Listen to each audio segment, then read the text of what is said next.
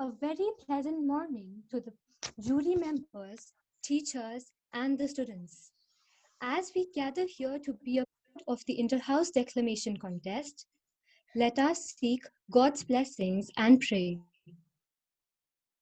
Father, as the events of the day continue to unfold, we seek your clarity and your peace. We know you are with us and for us as we gather together to seek your counsel. Scripture reminds us the more we seek you, the more we will find you.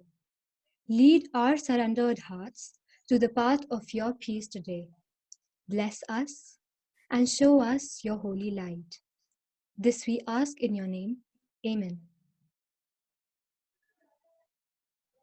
On behalf of the principal, staff, and students, I warmly welcome all to today's online Interhouse Declamation Contest. We are privileged to have amidst us not only our faculty members, but also a panel of jury members chosen specifically for today's event. We have Ma'am Gurdeep Aluwalia, who has taught in our school for over 20 years and has contributed immensely in giving a bright outlook to her students. Her pragmatic approach to all situations is extremely admirable. She is remembered for her pleasant nature and her constant smile that gladdens everybody around her. Literature is a method of recording, preserving, and transmitting knowledge, and she used it to imbibe in her students the bold quality to be a warrior and not a warrior. We thank Ma'am Aluwalia for joining us today. We also have Ma'am Rekha Sharma with us, who is familiar to most of us as a very amiable and optimistic person who fills everyone around her with cheerful and positive energy. Ma'am has the patience of a saint, which has left a deep imprint on her students, while she encouraged them to be a voice and not an echo. We welcome Ma'am Rekha Sharma as a jury member of the Declamation Contest.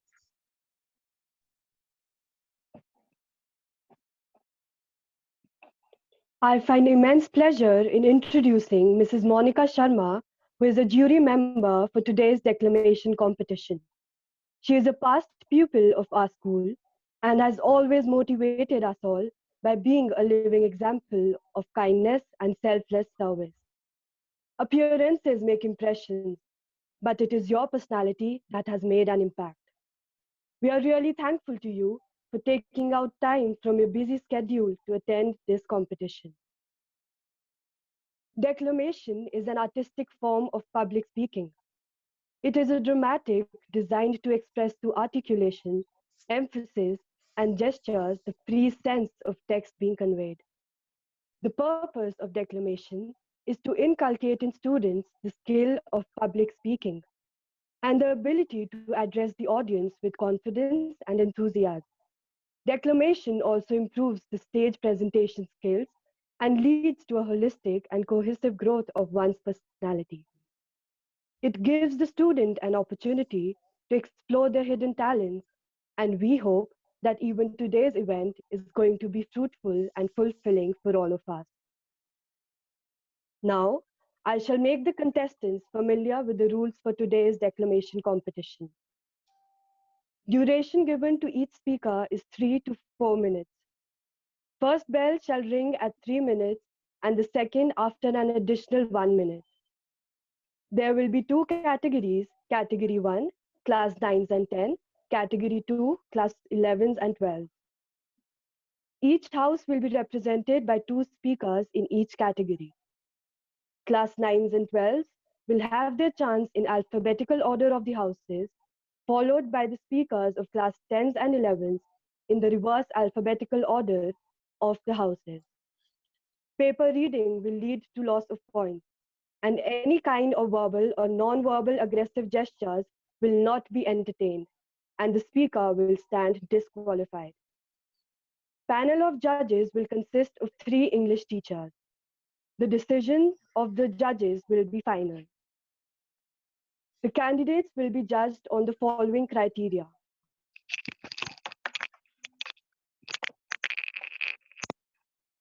The candidates judged on the following criteria.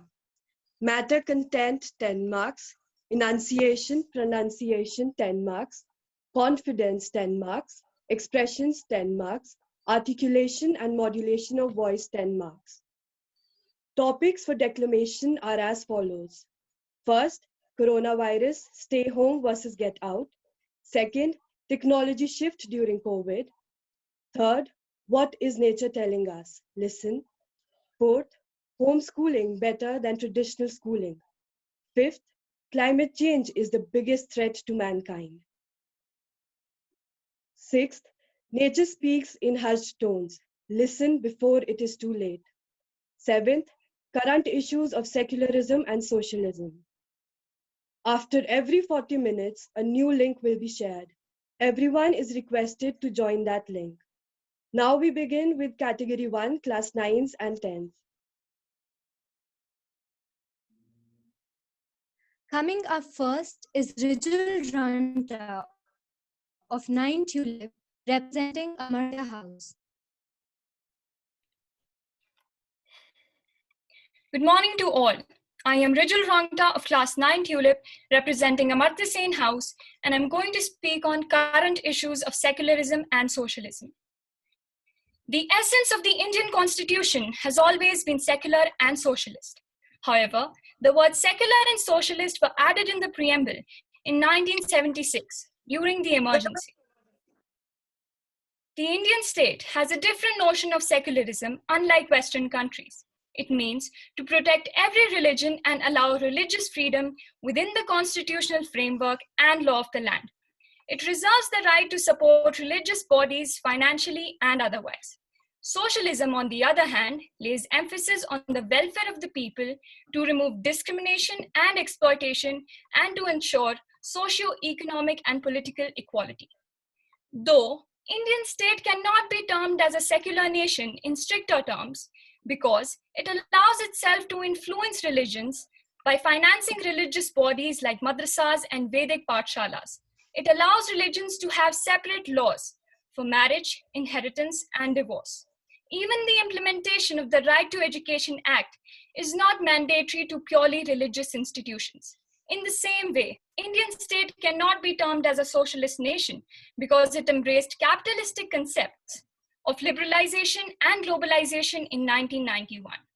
Changing geopolitical and socio-economic global compulsions compelled India to accept globalization to fulfill its aspirations of the 21st century generation.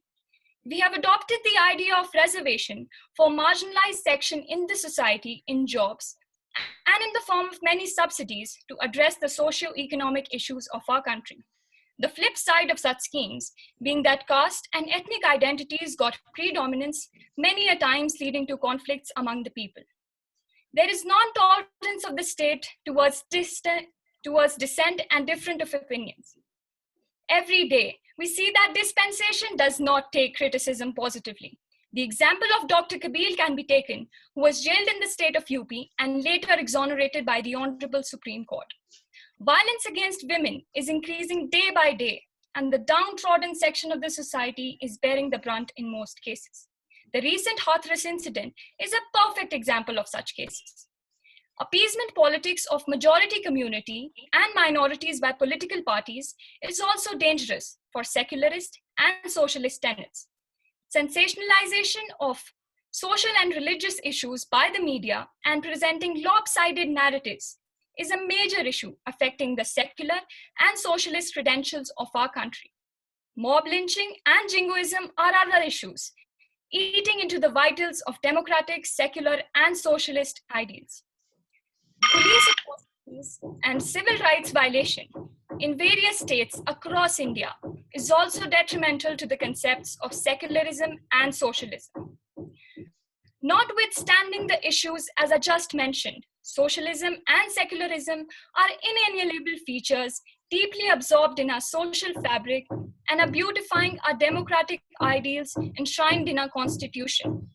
It is my firm belief that we will overcome social religious complexities to usher in the egalitarian era and retain our age-old diverse cultural heritage. Thank you.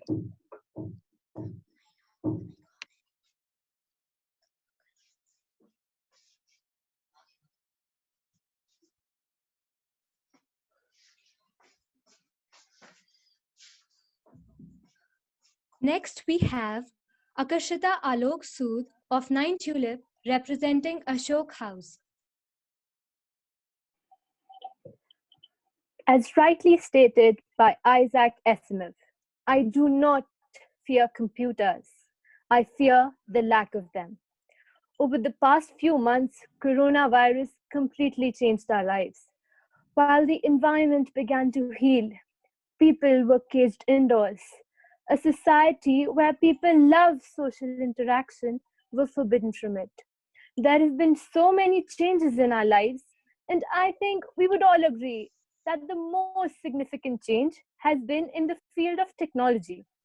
Greetings, I am Akashita Loksood from class 9 Tulip, representing Ashok House in today's Declamation, and I will be speaking on the topic Technology Shift During COVID-19.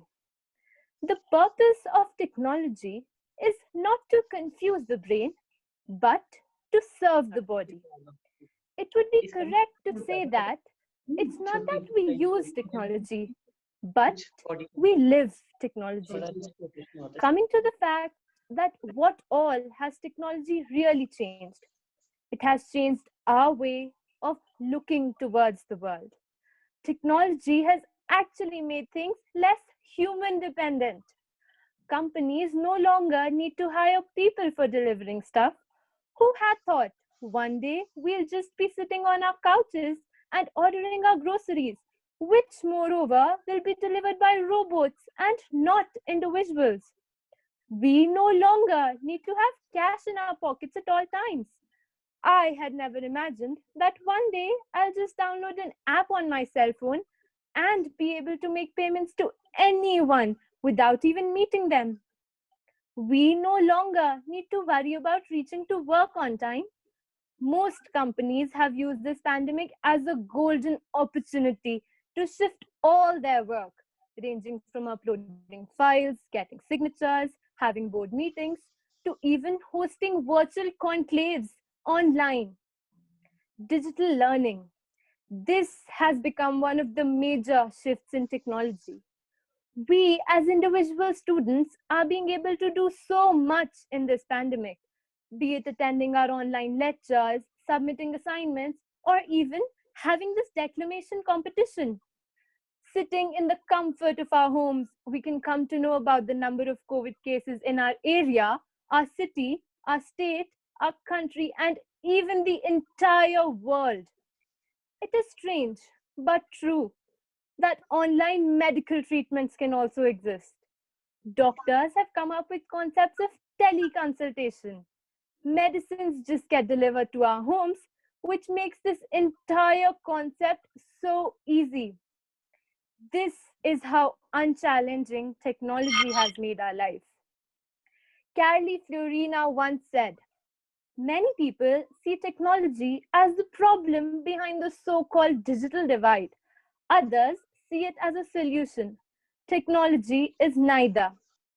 It is a fact that technology was invented to make our lives easier, which it indeed is. But everything has a dark side to it. While people like us are using technology for our benefits, there are still people who use it for the wrong. In conclusion to all that I said, I would like to quote, it is only when they go wrong that machines remind you how powerful they are. Thank you.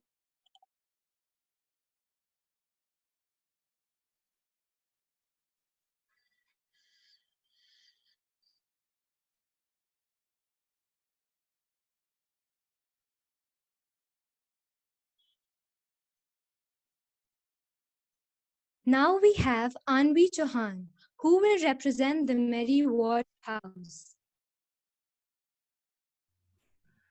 Good morning, teachers and judges. Sorry for the inconvenience, but Anvi is unable to join due to some connectivity issues.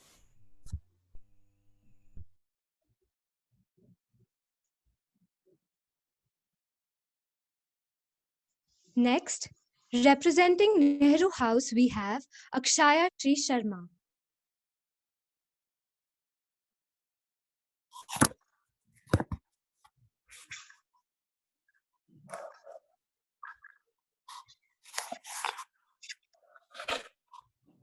Good morning to one and all present here. My name is Akshaya Sri Sharma, representing Nehru House, and I'm here to talk about how climate change is the biggest threat to mankind. Climate change is the biggest threat to mankind. We used to climb, we used to hide, we used to shout and used to play. But all that we did was an our dear tree, who grew tall and tall as tall it could be. But one day, its green leaves turned pale, curled and fell down as hail. Broken branches, empty stems, alas, I condemn. It trembled and trembled, and here it came low. Oh dear, please, go a little slow. And here it touches the ground, and there I cry, oh mother, it is so sad to see my dear tree die. Humans, since a very long time, have destroyed anything and everything coming into their contact, be it be trees or anything else. And so has nature repaid by climate change being a warning for mankind to stop. It is indeed the biggest threat to mankind, a threat created by mankind for mankind. To understand the severity of this scenario, first, let us take a glance at what climate refers to as. Climate is the average temperature and weather conditions of a place since a really long period of time. This long period of time may be classified as many years or decades altogether, whereas climate change refers to as a certain change in the present situation of climate. Climate change is so not a natural phenomena and is definitely impacted by human activities, such as excessive use of plastic and pollution. Cannot deny, every coin has two sides, and so does climate change. Its positive aspects include low energy incomes and also shorter winter deaths. However, coming to the dark negative side, the positive one feels negligible. Its harmful impacts include global warming, food scarcity, droughts, famines, and many other in the queue. The recent insect outbreak from the country of Pakistan to Indian states as Rajasthan and Punjab is too a possible consequence of climate change. It too affects food security adversely. Food security refers to the availability of safe and nutritious food to all at all times. It does so by impacting agriculture, aquaculture, horticulture, and fishery, causing a grave impact on economy and poor health for consumers. It too has a direct relation with food scarcity and hunger deaths. Due to the disturbance in regular climatic pattern, the crops get degraded, resulting to lesser quantity and more mouths to feed, gradually hunger and death. Due to low incomes of farmers, farmers are forced to commit suicides. Hello, may I have your vote, please? I ensure no one in your slum area is going to sleep hungry. Haven't we heard such lines? However, very few government officials focus how climate change reflects food availability. At last, I would just like to conclude. People living 40 years ago could be excused for not doing or saying much about climate change. But we cannot be pardoned. We need to do something. Less the use of plastic, promote afforestation are some methods, because we need to wake from the sleep of thousands of years to give our future generations a better future and ensure that we have a future. I would like to put my words to an end with a quote of Mahatma Gandhi. Remember, nature has enough to fulfill man's needs, but can certainly never have enough to fulfill man's greed. With that thought, I come to rest. Thank you.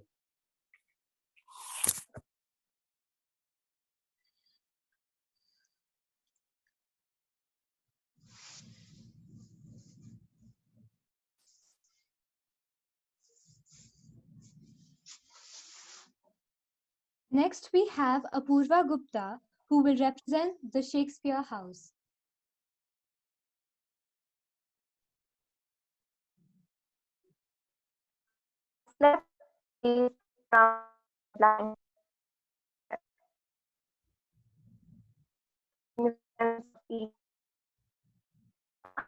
Time and work under the yellow light. But one fine day came the devil, whose read list would never fill. What he called development and construction was actually a path leading to destruction. No one spoke when he was born, and the destruction went on and on.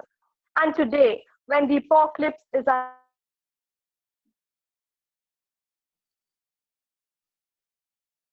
same challenges.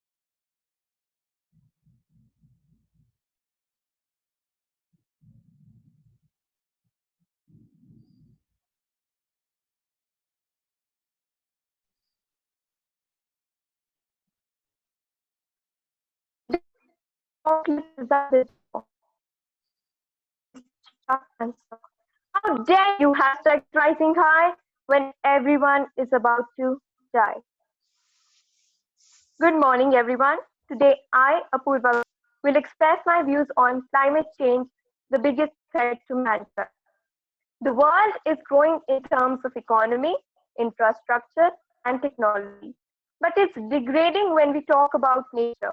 Our humanity crumbling under the falling trees. Our kindness is drowning in the rising levels of the ocean. Our compassion towards nature is depleting under the ozone layer. Look around.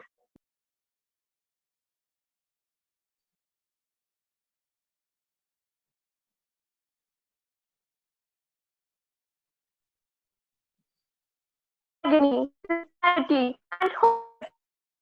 The consequence of these ruthless activities is climate change, environmental imbalance, extreme weather events, and a bunch of similar problems causing long term changes over the entire planet. While describing climate change, the rays of the sun, which were once like the golden glitter, have now taken the form of fireballs, which are a plethora of danger and destruction, abolishing lush green forests and organisms residing there. The crystals of water from the sky, which were once soothing, are now destroying monuments, vegetation, and human lives. Humans are always bragging about their numerous cars, the usage of the most expensive deodorants, and uncountable air conditioners installed in their bungalows. How can we forget the Australian bushfires or the burning of California, which has caused an ecological imbalance all around the globe? Yes, the air around us is filthy, filthy rich in carbon dioxide, sulfur oxide, and other lethal gases. Development is a consequence of destruction of the nature. Climate change is a global issue and a state of affairs to ponder upon. It is not like a social media post which can be disliked or ignored if it is tedious and unpleasant. Kyoto Protocol and Paris Agreement are some legal instruments to combat climate change. However, they are of no significance until or unless each one of us imbibes the values of responsibility and magnanimity towards our planet Earth. The major threat to our planet is the belief that others will protect it. He will do it is not acceptable. We have to do it and become an ocean of change in a single drop. I might not have the potential to do wonders in a day, but I have the ability to preserve my planet, to restore its green color, and to become an ocean of change. Because no planet poses a greater threat to future generations than climate change. Thank you.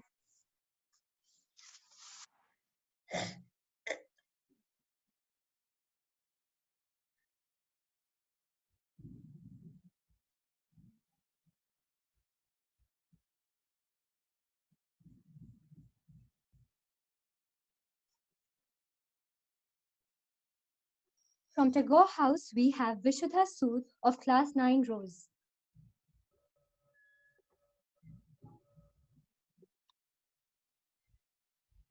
Imagine if you were a caveman and you were told that 2 million years from then, one of your successors would discover fire.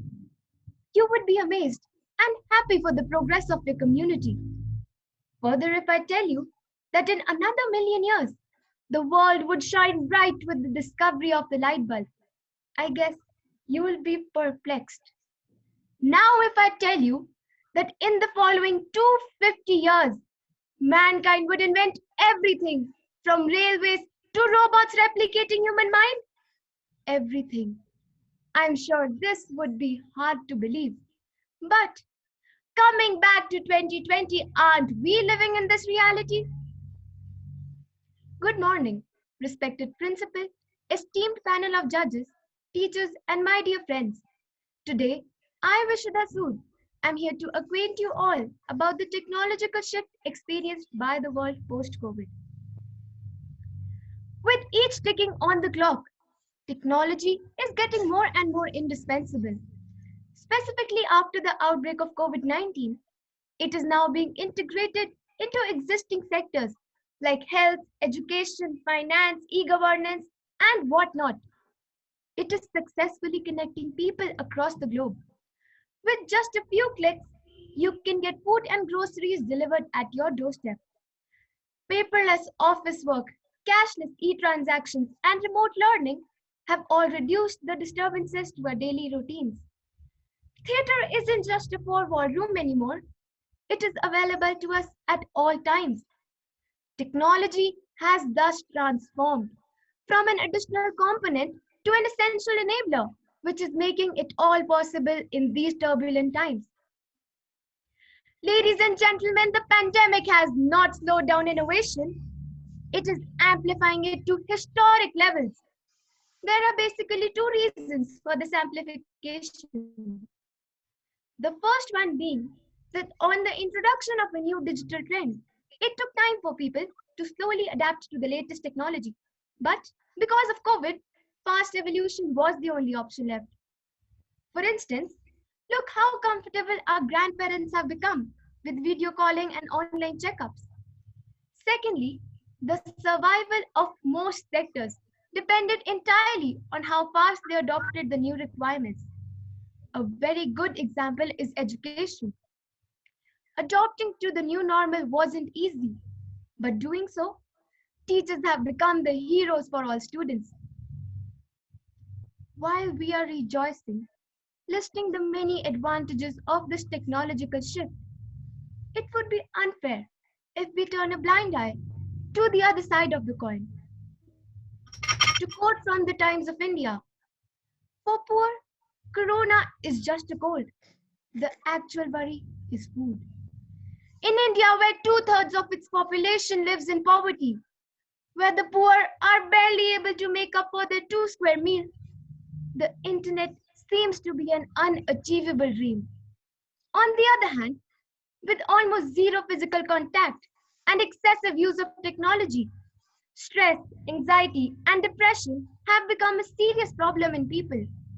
According to International Labour Organization survey, if urgent action is not taken, the youths are at the risk of suffering severe and long-lasting adverse effects from this pandemic. In the end, I would like to conclude in the words of Christian Lau's Land. Technology is a faithful servant, but a dangerous master. Thus, it is up to us whether we want to use technology for a better future or a disastrous one. Thank you.